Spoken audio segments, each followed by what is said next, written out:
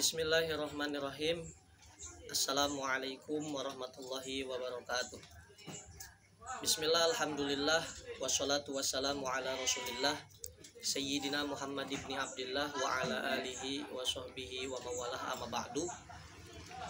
Sebelumnya perkenalkan, nama saya Denny Ramdhani dari Perguruan Tinggi Negeri Universitas Singapura Bangsa Karawang, Fakultas Agama Islam, Prodi Pendidikan Agama Islam, kelas 2C.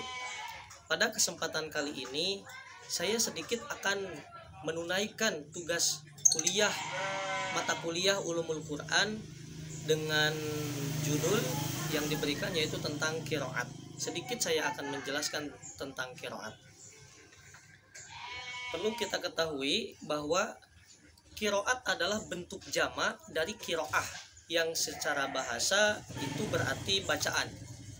Adapun secara istilah, tentunya banyak sekali ulama yang mendefinisikan dari sekian banyak, mengambil salah satu ulama yakni Abu Ja'far Muhammad bin Jarir bin Yazid bin Katsir bin Ghalib al-Amali at-Tabari, atau lebih dikenal sebagai Ibnu Jarir at-Tabari.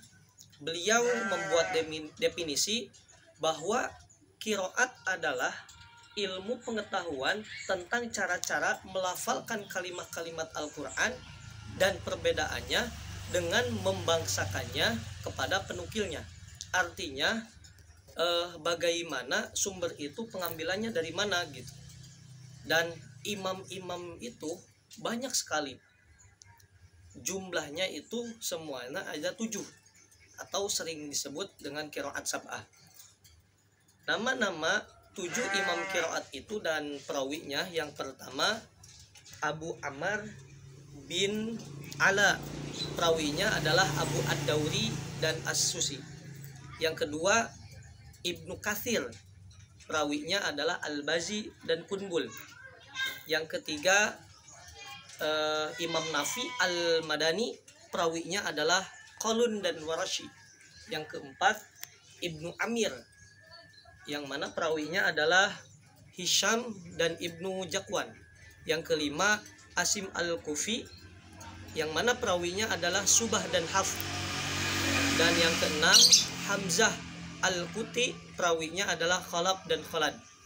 Yang ketujuh Al-Kisal Al-Kuti, perawinya adalah Abul Haris dan Hats fil Dauril.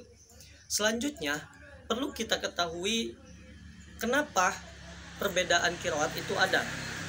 Sebab-sebab perbedaan qiraat yang pertama itu berdasarkan faktor internal. Ini faktor internal Al-Quran dengan 7 huruf seperti yang disebutkan dalam beberapa riwayat pada bab sebelumnya, yang mana ini menjadi pintu masuk munculnya perbedaan qiraat.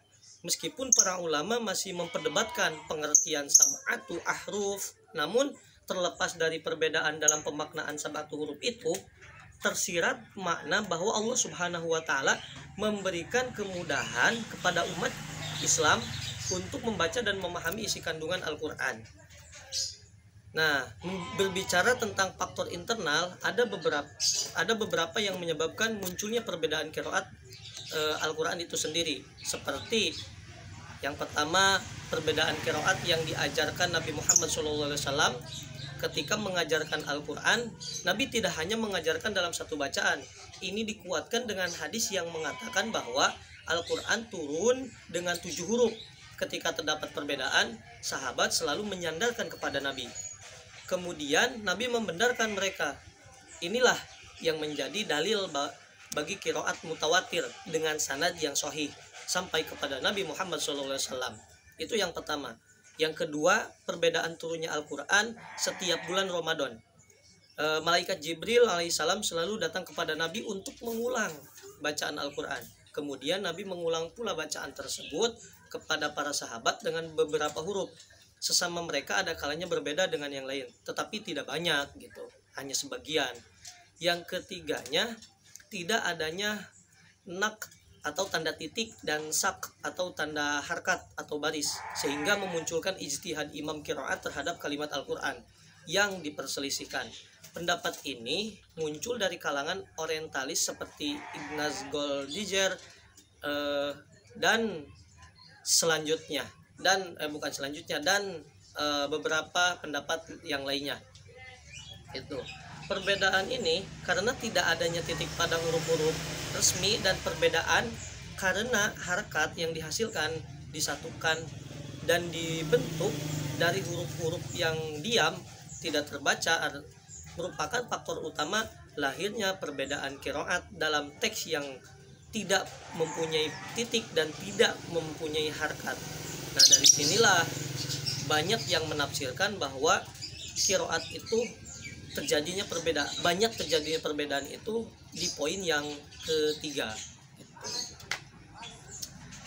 Untuk selanjutnya mungkin sedikit